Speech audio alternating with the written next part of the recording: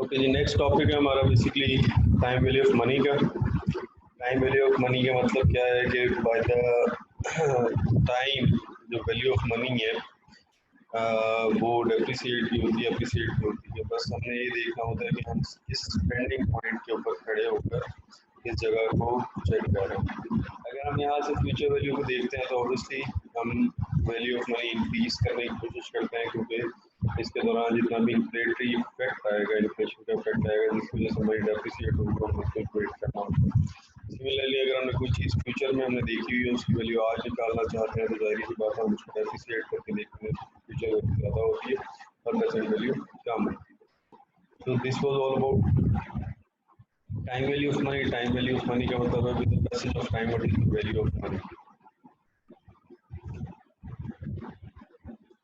सबसे important point जो इसका स्टार्टिंग पॉइंट है that is interest rate. Interest rate is something जिसके ऊपर डिपेंडेंट होता है पैसा। आज पैसे की क्या वैल्यू है, कल पैसे की क्या वैल्यू होगी, या कल के पैसे की क्या वैल्यू थी और आज पैसे की वैल्यू क्या होगी। ठीक है, इन दोनों को अगर हम देखें तो they are very much dependent on time value of money. Time value of money के ऊपर क्यों डिपेंडेंट है? क्योंकि बाय द टाइम जो इंटरेस्ट रेट है वो आपको इफेक्ट करता है।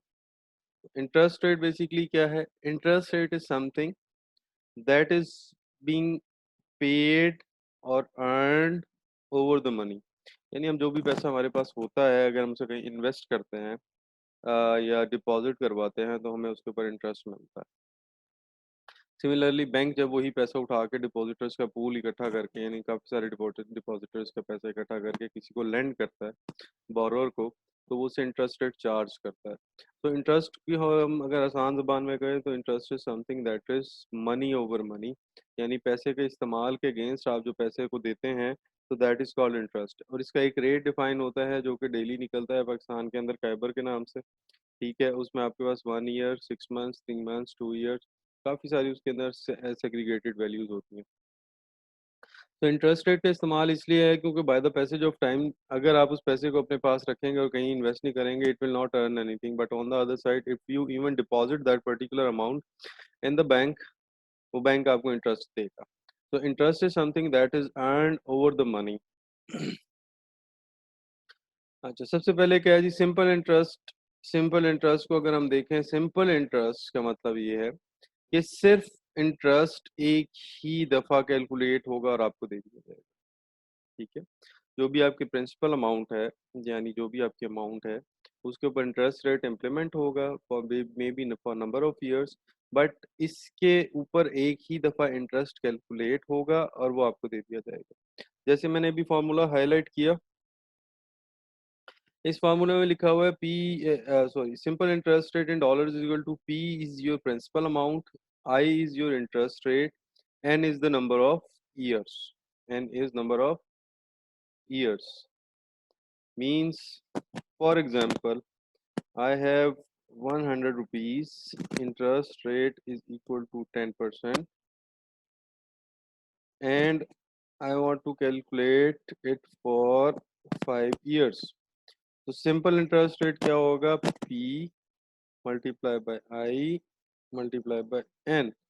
तो इसका मतलब हुआ S I is equal to 100 multiply by 0.1 means 10% multiply by 5 which is equal to I think 50. 100 multiplied by 10% is equal to 10 rupees. 10 multiplied by 5 is equal to 50. That is your simple interest. So इसका मतलब है after 5 years what you will receive 100 तो आपकी principal amount है, इसके ऊपर तो ये तो आपको मिलेगा और इंटरेस्ट कितना मिलेगा इसके ऊपर? 50 रुपीज। सो टोटल आपको कितने पैसे मिलेंगे? 150 rupees. This is simple interest rate. This is simple interest rate. इसमें अभी आपने एक ही दफ़ा इंटरेस्ट कैलकुलेट किया, ये देखें, ये मैंने सिंपल इंटरेस्ट कैलकुलेट किया amount, principal amount multiply by interest rate multiply by years is equal to 50 और उसको प्रिंसिपल अमाउंट में ऐड कर दिया तो टोटल अमाउंट जो आपको रिसीव हो।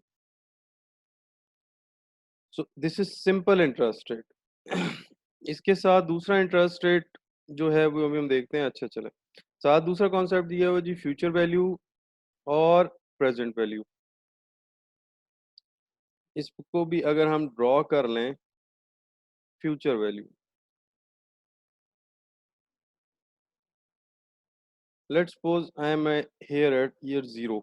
ईयर जीरो का क्या मतलब है? सबसे पहले तो ये देखें ना, ईयर जीरो का मतलब है वो टाइम जिस जगह पे आप किसी भी वक्त मौजूद होंगे। जैसे आज का टाइम ईयर जीरो कहलाएगा। जैसे इस वक्त आज है जी 12/8/2020, आज की वैल्यू आज ही रहेगी। It will be year zero, it would be time zero for me. इसके बाद ही अगली फ्यूचर की बात होगी। इस वक्त फ्यूचर की बात नहीं होगी because currently I am spending this time. अच्छा, तो जीरो ईयर से जब मैं देखना शुरू करूं फ्यूचर की तरफ, दिस इज माय फ्यूचर। अब फ्यूचर का क्या मतलब है? मैं देखना चाहता हूं कोई वैल्यू आफ्टर 10 ईयर्स। इस जगह पर मैं मौजूद हूं, इस जगह पर, and I want to see towards future. Toward future का क्या मतलब है? मैं ये देखना चाहता हूं कि आगे क्या हो। मैं इस जगह के ऊपर मौजूद हूँ ईयर जीरो, और मैं कोई value of money find out करना चाहता हूँ after 10 years, and of 10 years. तो इसका मतलब है मैं एक अमाउंट, लेट से मैं यहाँ अमाउंट भी लिख देता हूँ, 1,000, 1,000 की वैल्यू जानना चाहता हूँ आफ्टर 10 ईयर्स। देखिए मेरा एरो फ्यूचर की तरफ जा रहा है। सो दैट मीन्स कि this will be called future value of money, जो मैं डिटरमिन करना चाहता हूँ। I want to know about the future value of this 1,000। आज मेरे पास 1,000 रुपए है, and I want to see this particular 1,000 at the end of 10 years. तो इस 10,000 की 10 साल के बाद, 1,000 की 10 साल के बाद क्या वैल्यू होगी? That will be called future value of money, future value. ठीक हो गया? अच्छा, अब दूसरा कॉन्सेप्ट जो है वो दूसरा कॉन्सेप्ट इसके बिल्कुल रिवर्स है। दूसरा कॉन्सेप्ट ये है, you are standing right here और you want to suppose yourself right here. ठीक है, हम फ्यूचर में पहुंच तो नहीं सकते, बट वी सपोज कि एक वैल्यू मेरे पास, एक वैल्यू मेरे पास होगी